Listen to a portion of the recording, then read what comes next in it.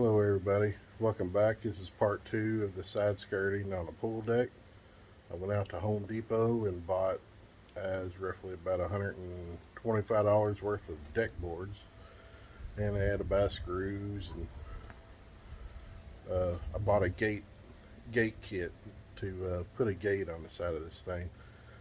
I've been working on it, been trying to knock as much of it out as I can. Pretty much I've gotten down to the last deck board that I have, and I had to cut it, but I got all along one side, made the deck and skirted the steps, and I'll turn around and show you here in a minute. I had to stop because it's trying to rain on me, and it seems like every time you do something, rain wants to come in, but it never rains when you're at work for some reason. Yeah, I've got a few deck boards. I bought 12 10-footer boards, and I've got one piece of one that's maybe about 7 feet long. And I've been just trying to knock it out. I need to get me a phone mount so I can mount this stuff while I'm doing it, but it's pretty simple. If you went to the first video, you seen how we framed up underneath the deck just to have something to screw to. And right now I had to notch around the steps on the deck boards, clean up the corner. Like I said, after about a year, the squareness has pretty much went out of this deck. So, you know, as wood draws in on these wet deck boards, stuff is not as square as it used to be. But here's the sides, and I just put a gate right here. Making the gate was kind of tricky because I had to, what I did, I'll show you what I did, because like I said, this opening is not square, so I had to kind of make it work. Put a board on the top so the door would have like a jamb to it, and you know, it's just something.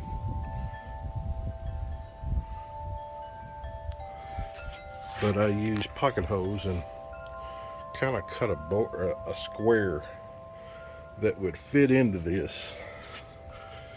And what I did, I used some clamps and I put like a little shim right here so it would have a gap on one side, and I put a shim on the other side, like a 1/4 inch piece of wood in between the square and the door jamb, and I can just kind of clamped it up in there and held it.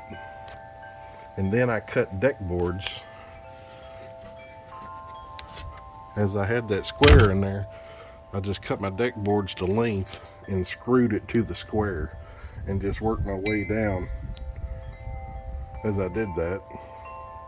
And I went ahead and attached the hinge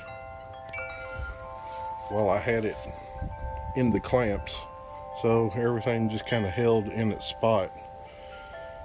And then once I had everything screwed on, took the clamps off, and works pretty good. And I bought a gate kit from Home Depot, and although the latch part's fine and the hinges are fine, the screws are junk. They're super soft metal, and I had one of them, or two of them, actually screw out on me, so I had to put a silver screw in it. But if you plan on using the impact driver on it, you might want to rethink that situation. Just use a hand screwdriver and put it on there. But the hardest part was notching around these steps,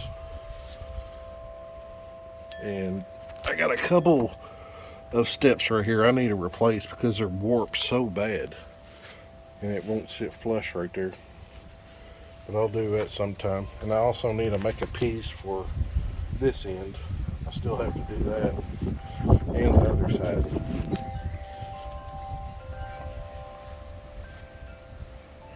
This side took 5 full-size boards and a half of a 6 one on the bottom. See, I had to rip that one.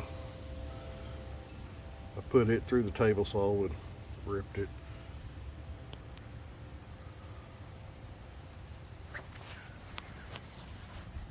And like I said, it's just kind of braced up. It's not a hard job. Just be patient what you're doing. But what I can figure, I need 6 16-foot boards to go on this side, and possibly another 6 more 16-footers on this side, because this is 13 feet in length. So 12 16-footers. Hopefully I can fit them on my little S10. I'm not too far from Home Depot, but it ought to be interesting. But yeah, I'm planning on getting, I'd like to get me some type of vlogging camera so I can video this while I'm doing it and just kind of do fast speed, you know, speed it up while I'm doing it, so kind of get just an idea of how I'm doing it. But like I said, it's not hard.